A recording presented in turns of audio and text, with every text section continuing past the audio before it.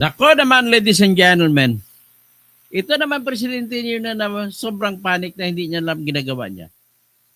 Gumawa pa ng kwento. At ang kwento niya ay kinausap daw siya ng abogado ni Saldico na siya raw ay pinapakiusapan na kung pwede, huwag na ituloy ng pamahalaan ang pag-request ng kanselasyon ng passport ni Saldico. Anong sagot ng abogado ni Saldico? Nek-nek mo. Hindi namin ginawa yan. Sagot naman ni Saldico, asa ng pruweba mo? Asa ng text ipakita mo na nag-text ang aking abogado? Asa ng litrato? Ano ka ba, BBM? You are becoming yourself a loser. You are a loser, Mr. President. Ang hirap sa'yo kasi ikaw, nagsisinungaling ka. Nako, patay ka talaga. Paano yan? Kumpirmadong sinungaling ka, BBM. Bakit po? Unang-una, hindi po, oy, kapatid na Dennis, tawagan kita mamaya. Tumawag ako siya kaninang umaga, kahapon, hindi ka sumasagot. Ang unang-una po ay nasa momentum na si Saldico. Pang-anim na ang nilabas niya na video. At pang-anim nga ay mas matindi. Ito po yung billion-billionis naman na kinita niyo sa smuggling. Sa sibuyas, sa asukal, sa bigas. Grabe ka naman, BBM. Tapos, sisihin mo yung mga kung ano-ano kung sino-sino sa bigas, ikaw lang pala nag-import-import. Yung bayaw mo na si Martin Araneta, yon ang taga-import ninyo. Taga-sibuyas at taga-asukal. Kaya pala, noong tinanggal ninyo si Vic Rodriguez bilang Executive Secretary, ay ang dahilan dahil gusto ni Araneta, ni Lisa Araneta, na kunin yung importation sa sugar. At wala magawa si Vic. Pinalabasan nila na gumawa din ng 2 appointment si Vic. Pumirma daw, pinikit ang pirma ni Bongbong Marcos para sa pagtatalaga o pag-appointment. Pero hindi naman totoo. Ano ang mangyari nito? Anong klaseng presidente meron tayo? Presidente na, yan ang presidenteng bangag. Akalain mo naman na yung noon na natili nilang punching bag si Attorney Vic Rodriguez. Yung pala, tama si Attorney Vic Rodriguez sa libro niya na sinulat na talagang sila ni Lisa, si BBM, ang may pakana sa mga smuggling sa customs. So, yan po ang problema mo. Sabi ni Saldico, si First Lady Lisa Araneta Marcos at ang kapatid niya si Martin Araneta ang nagko-control sa smuggling sa Pilipinas. So, tapos sinabihan pa ngayon sa pagpapanik ni Marcos ay lumagpalabas ng statement. Yung abogado raw ni Saldico ay kinausap siya, nakikiusap na, please wag niyo nang tirahin si Saldi. Papayag kami, bawiin namin ang lahat namin statement.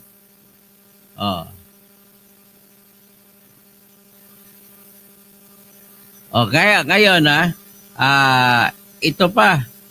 Kaya pala, dito nyo na may rason. Bakit gusto niya, ayaw niya magtalaga ng kahit sinong tao na bilang Department of Agriculture Secretary. Kasi siya nandun, yung smuggling ng sugar at smuggling ng bigas ay nandun. Smuggling ng sibuyas, kinakana na nila. Kaya pala ayaw niya ibigay sa ibang tao ang portfolio ng Department of Agriculture.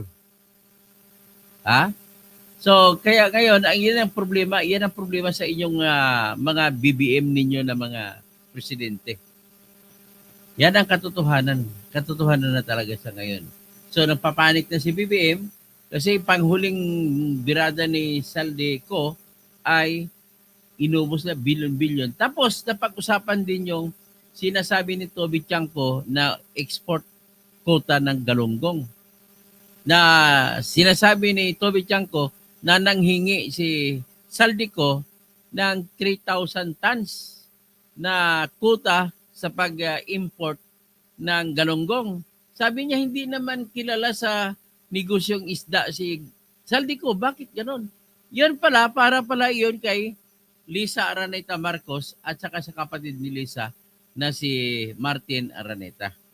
Oh, yan ang nagkatotohanan lumalabas na sa ngayon. So ito papakita ko sa inyo yung balita tungkol diyan na wala na atang depensa si BBM na nakita kundi mag-imbento na lang ng kwento. Oh, tingnan muna natin itong yung clip ng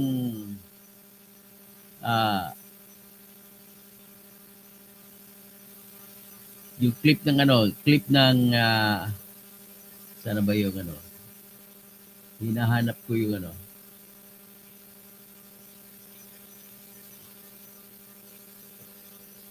clip ng Inquirer. Pakinggan natin ito.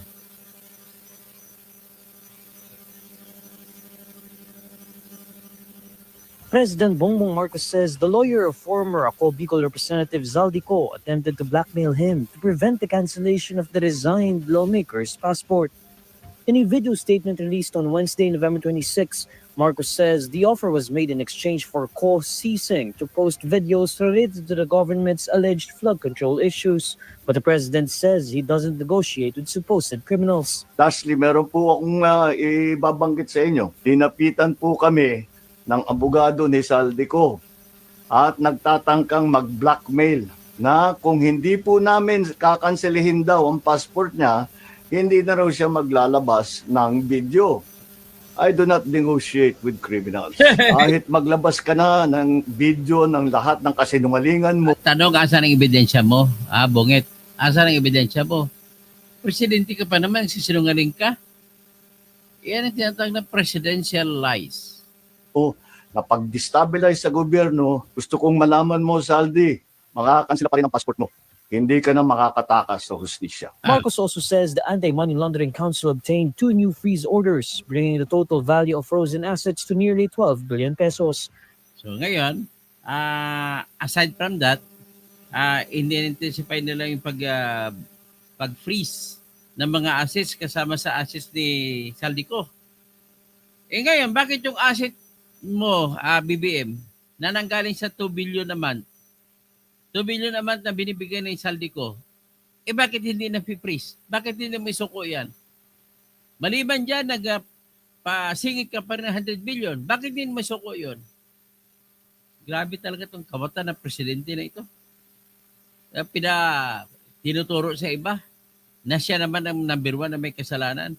Ito mga galamay mo lang yan. Premium niya yun sa sisilbi sa'yo. Grabe ka. Ngayon, sige, tuloy. He says this includes the frozen air assets of Ko worth 4 billion pesos. At i-report ko po na ngayong araw, yung AMLAC, yung Anti-Money Laundering Council, nakakuha na po ng 2 freeze order. This brings the total amount of assets frozen to about 12 billion pesos. Ano naman ang asset mo? Yan ang tinatanong ko. Isipipetition ba ng AMLAC na ma-freeze ang asset mo? Na ninakaw mo? Po dito, ang mga air asset ni Saldico, ang value mga 4 billion. Meanwhile, Ko's legal counsel Rui Rondain immediately dismisses Marcos's accusation, calling it completely untrue. In a statement, Rondain denies speaking with anyone from the government to negotiate the halting of video releases for Ko's passport. The lawyer maintains he has no control over Ko's release of videos. The Department of Foreign Affairs has yet to receive a court order to cancel the passport of Ko. Ko is facing graft and malversation charges before the Sandigan Bayan over alleged involvement in an anomalous flood control project in Oriental Mindoro. He had been out of the country even before the flood control scandal broke out. Ko has released several video statements implicating President Marcos, House Majority Leader Sandro Marcos, former House Speaker Martin Romualdez, and other high-level officials of budget insertions as a source of kickbacks. The Independent Commission for Infrastructure is recommending to the Office of the Ombudsman the filing of criminal and administrative cases against former and incumbent lawmakers, including resigned Ako Bicol Representative Zaldi Co. In a briefing on Wednesday, November 26, ICI Chair Andres Reyes says lawmakers tied to construction firms are implicated in the recommendation. Aside from Co, the ICI names 7 other lawmakers in the recommendation. He notes that the 8 officials appear to have violated the Code of Conduct for Government Officials and the anti-graft and graft practices, among others. The so-called contractors are those members of Congress or their partners or family members who own construction firms that receive project award or obtain contracts from the DPWH. Members of Congress are barred from having a financial interest directly or indirectly in any government contract, franchise, or special privilege during their term of office. He says the subject of this So yan ang side story lang yan. Ito naman ngayon ang sagot ng abogado ni Ako Bicol Party List. Tingnan natin ang sagot niya.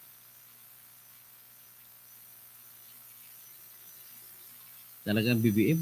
Talagang halatang-halata ka na. Wala ka nang maibubuga. Ayan. Saldico's camp denies blackmail claims raised in President Marcos report. Ito po si Attorney Roy Rondain. Magaling na abogado. Sabi niya, the camp of former Ako Bicol Party List Representative Saldico has firmly denied allegations mentioned by President Ferdinand Bongbong Marcos Jr., who earlier claimed that Co's lawyer attempted to blackmail the government in connection with the planned cancellation of Co's passport. Attorney Roy Rondain, legal counsel of Saldico, rejected the president's statements, calling the accusations completely untrue. Rondain clarified that he never engaged in any negotiation or communication with government officials regarding the release of videos allegedly linked to Co. Completely untrue. I have not spoken with anyone from the government to negotiate with the stoppage of the videos for the passport, as I have always maintained. I have no control over the release of the videos, Rondain said. So, itong maliban lang, gusto ko lang ibanggitin na itong sagot ng abogado ni Saldico ay konfirmasyon na talagang si Saldico ang nagsasalita sa mga video. Hindi AI. Okay? Ngayon, sabi naman niya nung mas maaga, talagang sinabi na gano'n. Bakit na kaya naisipan nila gano'n? Yung pushback naman, gumante si Kan, ang abogado ni Saldico. Wala silang involvement or influence sa anumang government actions. Kaya wala silang pakialam doon. So, ito pa, ang natin, ipakita natin itong medyo maganda pagka-present.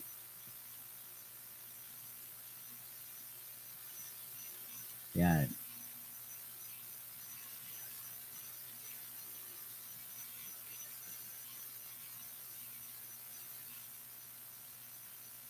Ito isa sa sinabi ni Atty. Rondain.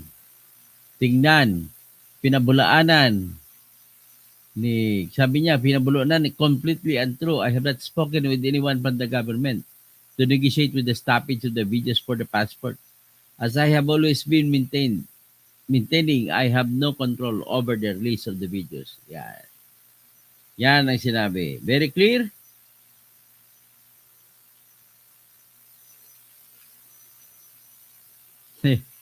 So, ibig sabihin, blackmailer talaga ito si Bongbong Marcos. Kunwari, nilapitan siya. Ang katotohanan, wala naman siyang ebidensya. Hinamon siya ni Saldico, ipakita mo ebidensya na lumapit ang abogado ko sa iyo. Kasi papalitan niya ang abogado niya kung lumapit.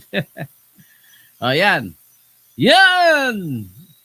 Pakinggan natin yung kasinungalingan ni Bongbong. Lastly, meron po akong ibabanggit sa inyo. Dinapitan po at nagtatangkang mag-blackmail na kung hindi po namin kakanselihin daw ang passport niya, hindi na raw siya maglalabas ng video. I do not negotiate with criminals. Kahit maglabas ka na ng video ng lahat ng kasinungalingan mo na pag-destabilize sa gobyerno, gusto kong malaman mo, Saldi, makakansela pa rin ang passport mo. Hindi ka na makakatakas sa hustisya. Ngayon, nais ko na ipalabas yung controversial na video ni Saldico. Lastly, meron po akong ibabanggit sa inyo. Dinapitan po kami. Nais kong i-load. Dali.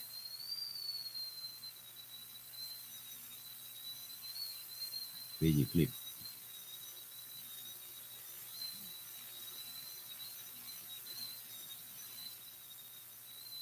Dito.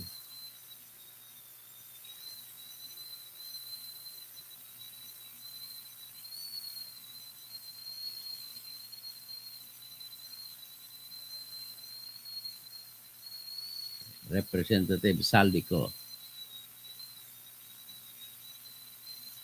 Ito yung nilabas niyang video kanina, panoorin natin ulit. Na-play ko na to pero gusto ko mapanood ulit. Gusto ko ma-refresh ulit. Total may iksing oras na naman ito.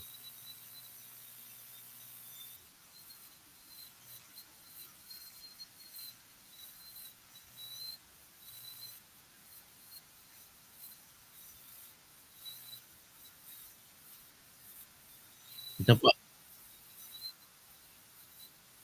Tinawagan daw siya ni First Lady Lisa Marcos Ulit.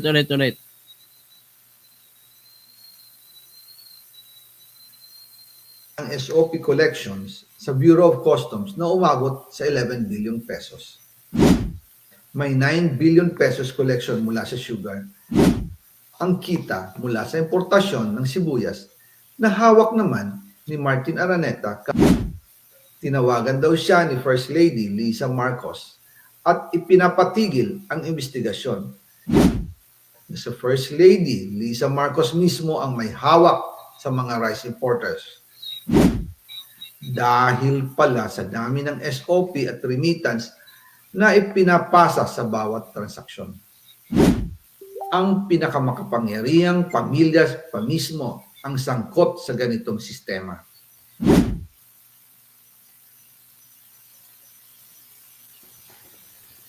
Ngayon naman po, tungkol sa kampanya nitong 2025 elections, nagkwento sa akin si dating Speaker Martin Romualdez. Kinausap daw siya ni PBBM sa Tacloban para tumulong sa gastusin ng mga kandidato mula national hanggang local candidates. Ang sagot ni Speaker, naibigay na niya ang SOP collections sa Bureau of Customs na umabot sa 11 billion pesos.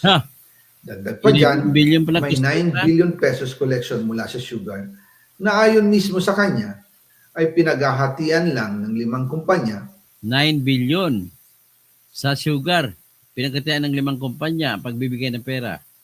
Para makontrol nila ang presyo ng asukal sa merkado. So may monopolya pala, 5 kumpanya. At iba pa ang kita mula sa importasyon ng sibuyas na hawak naman ni Martin Araneta, kapatid ni First Lady Mga material. Lisa Araneta Marcos. Kung matatandaan ninyo, noong 2022, nagkaroon po ng investigasyon sa Kamara na pinangungunahan ni Congressman Toto Swansing dahil sobrang taas ng presyo ng sibuyas.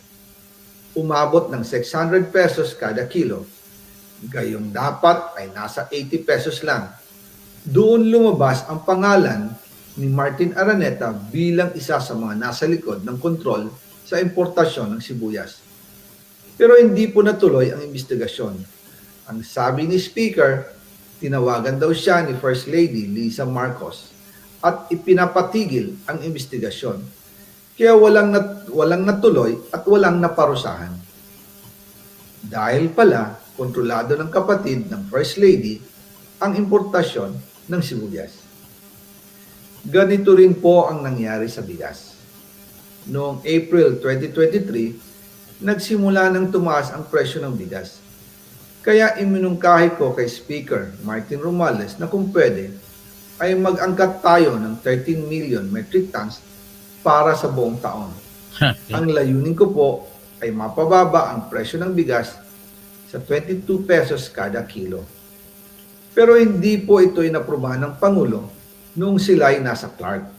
Dahil doon, sumipa ang presyo ng bigas na umabot ng 55 pesos kada kilo hanggang 2024. Sila pala dahilan ng umakyat na bigas. Noong 2024, kinausap ko ulit si Speaker Martin Romualdez na kung pwede makausap namin si Secretary Laurel Chu ng Department of Agriculture at Secretary Ralph Recto ng Department of Finance para maibaba ang taripa ng bigas mula 35% to 15%. Sinabi ko kay Speaker Martin Romualdez na kung pababayaan natin ang patuloy ng pagtaas ng presyo ng bigas at umabot ito sa 60 pesos kada kilo, siguradong magagalit na ang taong bayan. Posibleng magrevolusyon na ang mga tao. Ayan, At magrevolusyon! na maapektuhan dito ang mga kandidato ng administrasyon sa 2025 elections. Isa sa mga patunay na hindi na masaya ang taong bayan ay ang pagbaba ng approval rating ng Pangulo noong panahon na iyon dahil sobrang taas na ang presyo ng bigas. Tama! Nangyari po ang meeting at halos inaabot kami hanggang alas 2 ng umaga, nakikiusap, nagpapaliwanag. Buti na lang, matapos ang matagal na negosasyon, pumayag din sila. At di nagtagal, inanunsyo na rin sa publiko na ibaba ang nangbuwis sa bigas. Ngunit, matapos ang 4 hanggang 6 na buwan, hindi pa rin bumababa ang presyo ng bigas. Kahit ibinaba na ang taripa nito, kaya iminungkahi ko kay Speaker Romualdez na magpatawag ng investigasyon tungkol sa bigas sa pamamagitan ng Quinta Committee hearings. Habang iniimbestiga nito ng Quinta Committee na pinamumunuan ni Congressman Joey Salceda, bigla na lang itong pinahinto ni Secretary Kiko Laurel Chu matapos niyang ipakita ang isang confidential report. Nakasaad dito na sa First Lady Lisa Marcos mismo ang may hawak sa mga rice importers. Ayon kay Secretary Laurel, maaapektuhan daw ang First Lady kung itutuloy ang investigasyon dahil kasama raw nila sa Vietnam visit ang ilang importer ng bigas at nag-dinner pa raw sila roon. At nung araw din yun, tumawag si Congressman Sandro Marcos kay Speaker Romualdez upang ipatigil ang House investigations tungkol sa bigas as instructed ng Pangulo. Magkasama kami ni Speaker Martin Romualdez nang tumawag si Congressman Sandro Marcos. Dumating din si Secretary Laurel Chu sa Manila Polo Townhouse at doon siya pinagalitan ni Speaker dahil inilabas niya ang confidential report na nagdidiin sa First Lady sa issue ng rice smuggling. Humihingi ng paumanhin si Secretary Laurel Chu at sinabi niyang, pasensya na, masyado akong naive. Doon namin naintindihan kung bakit. Kahit ibinaba na ang import tax ng bigas mula 35% to 15%, ay hindi pa rin bumababa ang presyo sa merkado dahil pala sa dami ng SOP at remittance na ipinapasa sa bawat transaksyon. Dagdag pa po, maraming importers ng isda ang nagre-reklamo dahil kontrolado ito ng kaunting kumpanya lamang. Wala naman daw tax sa importation tuwing lean season, pero kahit ganoon, hindi pa rin sila nabibigyan ng permit to import. Ang mga kaunting kumpanya na ito lang ang nabibigyang permit to import. Dahil dito, kontrolado din ang presyo ng isda. At ito din ang dahilan kung bakit mataas ang presyo ng galunggong. Mga kababayan, hindi dapat naghihirap ang Pilipinas. Hindi dapat ganito kamahal ang mga pangunahing bilihin tulad ng bigas. At higit sa lahat, hindi dapat nagugutom ang mga Pilipino. Wala silang malasakit sa taong bayan, lalo na sa mga mahihirap. Inaabuso ang kapangyarihan. Nagiging negosyo ang pera ng taong bayan. Masakit man tanggapin, pero ito ang katotohanan. ang pinakamakapangyarihang pamilya pa mismo ang sangkot sa ganitong sistema.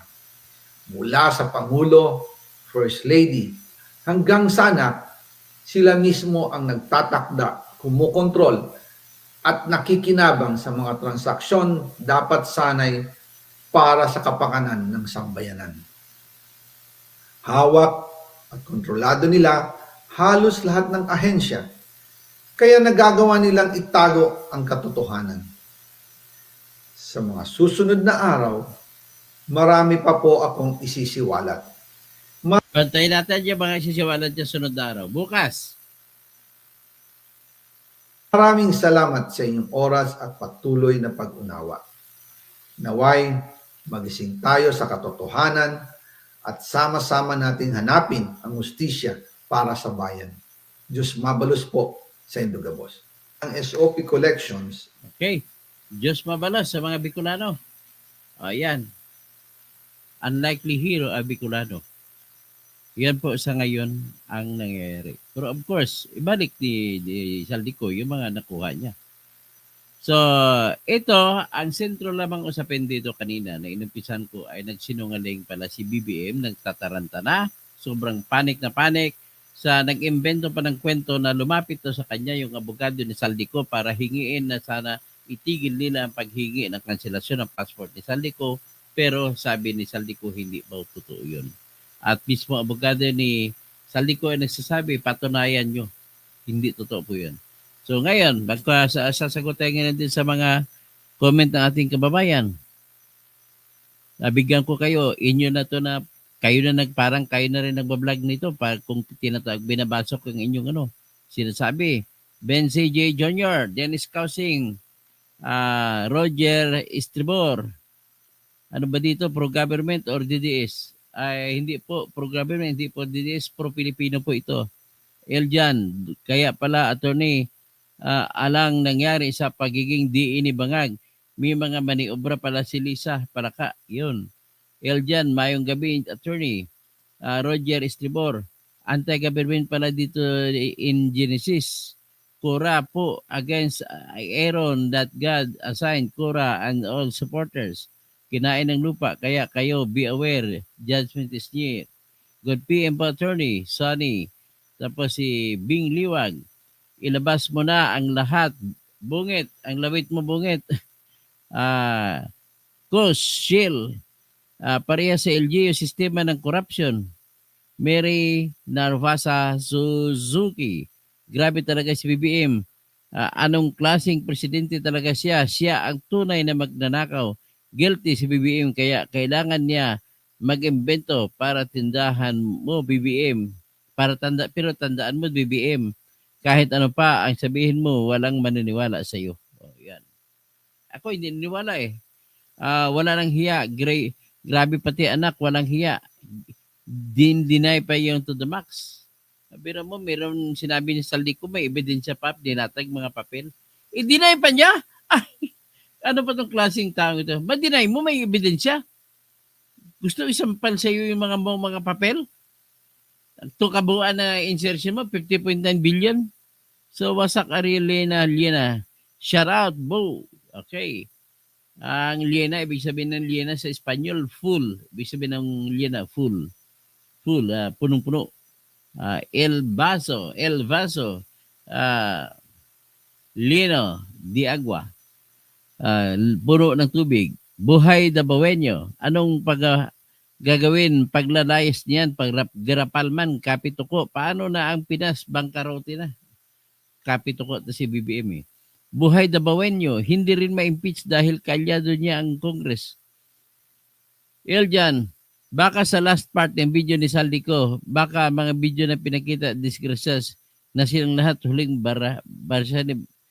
barahan ni Saldi. So, I love Mercy. Mercy Narvasa Suzuki. Hirap ng adik laging tamang hinala. Joyce Brana o Branya. Good evening to. Attorney, Ismin, First Family is the biggest syndicate in the history. Grabe, halos lahat na lang ng illegal pinasok nila. Tama pala si Percy Lapid, itong pinalibutan ng sindikato ang Marcos admin. Ang hindi din ng abot ng jeans, nangyari dito ay ano na lang tayo. Magmumurahan na lang tayo. Mumurahin na natin si Makoy. Ang tindi naman ng jeans ni Makoy, namana hanggang last generation. Grabe.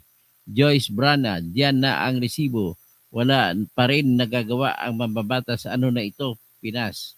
Yasmin, credibility. Zero credibility ng Marcos family. Wala nang maniniwala sa kanila. Attorney Tirador. Harap-harapang niloloko at pagsisinungaling. Miss Daisy, gandang umaga at katutok housing. Tapos Christine,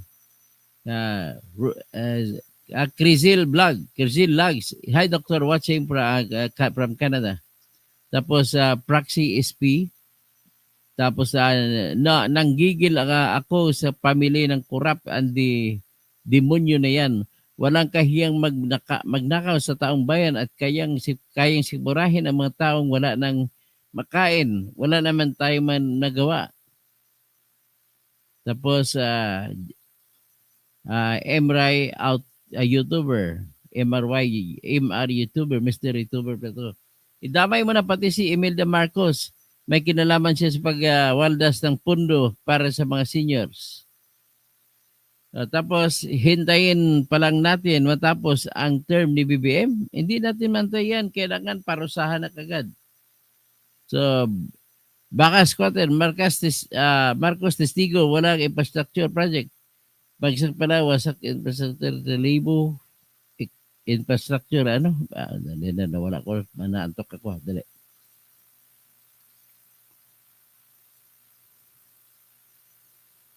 Where am I? Ito, Marcos resign. Baka squatter. Wala infrastructure, bagsak. Piso, wala. Kung walang project pala ngayon, maraming construction workers walang trabaho. Kawawa naman, naalala ko doon yung construction worker na nagnakaw ng gatas doon sa Tabuk City, Kalinga. Buti na lang mabait ang hepe ng pulis na humuli, ay binigyan siya ng pera, binayaran yung gatas. At pinauwi siya yung lalaki at pinasikaso ang anak niya. So, si Baka Squatter, Marcos resign, wala infrastructure, bagsak. So, Koshel, naalala ko speech ni Marcos Sr. sa Japan, I rob the Philippines. And Imelda rob you more. Ay, nako. Tapos, I am Rain Balcorn. Pwede kaya kayo sa The Hague, look-alike na ba to? Pwede, para makapasyal lang doon. Gusto ko mapagkamalan ako. My life in Sweden. Kailan po mapatalsik si BBM? Juname, good evening. Sir, akala ko makabayan yung mga dilawan. Ang mga pink dilawan, walang kwenta. Sa totoo lang, kaya tinamad ako umatin ng rally ng November 30. Leandro Aragon, mabuhay po kayo. My life in Sweden. Kailan po talaga mapatalsik si BBM? Nandiyan ang ebidensya. Ang mga kababayan ng Pilipino ayaw mag-isa sa panawagan. Tapos ano pa, Gregorio Remolta, William Bilugan, Melinda Claros, nakakaawa si BBM, nagpapadika, binigyan na sila ng taong bayan ng second chance. Good morning, Attorney Toto, William Bilugan, Gregory Remolta, hello, Dr. Toto, thanks sa pagbalita, watching from Phoenix, Arizona. Janami, BBM, nabudol muna kami noon, I lifted, ay hindi na mangyari yan ngayon, dapat kasama na kang makulong. Harley Jimenez Santos, hoy, Onyok, sinong Onyok sinasabi mo? Sweet C, grabe mga Marcos, sobrang gahaman sa pera, mas malala itong si The Junior, sagad sa buto ang kasakiman sa kapangyarihan. Naalala ko yan, bago pa lang papasok siya sa nakahiniwalay, sa sunod na lang na vlog yun. Paki-like, paki-subscribe, yung mga team replay, please don't skip my ads. Yan ang magpapasaya sa atin. Rudy Rabi, Pastor. So, kailangan na dadaming channel natin, number 10 at 10 million para tayo na maging presidente. Tatakbo ako presidente ng Pilipinas kung abot ng 10 million. At sinisigurado ko sa inyo, maayos na gobyerno ang ipapangako o talaga hindi na pangako, talagang gagawin. Palitan natin ang judges sa ngayon sa kada korte, mga tao na pinili sa lalawigan at mga kasyudad. 12 kada korte, one-day trial. Gusto ko one-day trial mangyari. Pagkatapos, kung sino kakasuhan, magbuo tayo ng tinatawag na grand jury. At ang grand jury ay bubuin ng membro na niraffle sa mga butante. At magserbisyo sila 6 na buwan. Papalitan sila ng bagong napili. Ganun pa para walang kutsabahan. So, ganun din ang gagawin natin, magiging judge sa lahat ng ombudsman cases. So, para matigil ang pagnanakaw. So, magandang umaga po, mga kaibigan ko.